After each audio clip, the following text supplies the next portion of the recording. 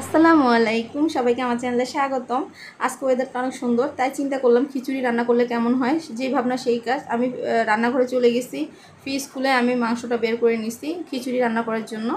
এই যে দেখেন, আমি গরুর মাংস ধুয়ে নিছি। এখন গরুর মাংসটা আগে বসাইতে হবে, কারণ মাংস না হলে তো খিচুড়িতে দেওয়া যাবে না।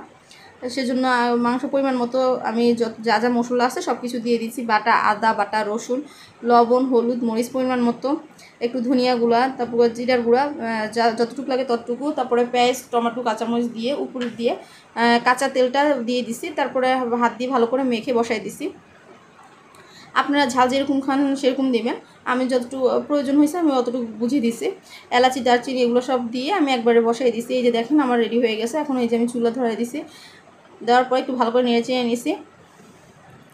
এই যে আমার মাংস কষানি হইতেছে, আমি ভালো করে নেড়ে চেড়ে দিব যাতে নিচে না লেগে যায়।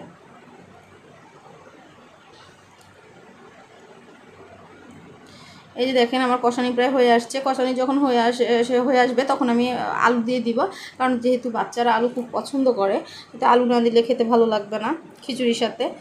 বাচ্চারা তো আলু খুব পছন্দ করে, সেজন্য। আর আমাদের বাসায় যেহেতু আমার বাচ্চারা আলু পছন্দ করে, সেজন্য সবসময় দিই। এখন মাংস প্রায় এক সাইডে মাংস হইতেছে, এখন খিচুড়ি বসাই দিছি। এই যে আমার খিচুড়ি প্রায় হয়ে আসছে। খিচুড়ি কষানিতে দিয়ে দিছি। চাউলটা পরিমাণ মতো পানি দিয়ে দিছি, এখন সিদ্ধ হইতেছে চাউল। এই যে এখন এই যে আমার খিচুড়ি প্রায় হয়ে আসছে। আমার খিচুড়ি দেখতে কেমন হয়েছে কমেন্টে জানাবেন। আল্লাহ হাফেজ।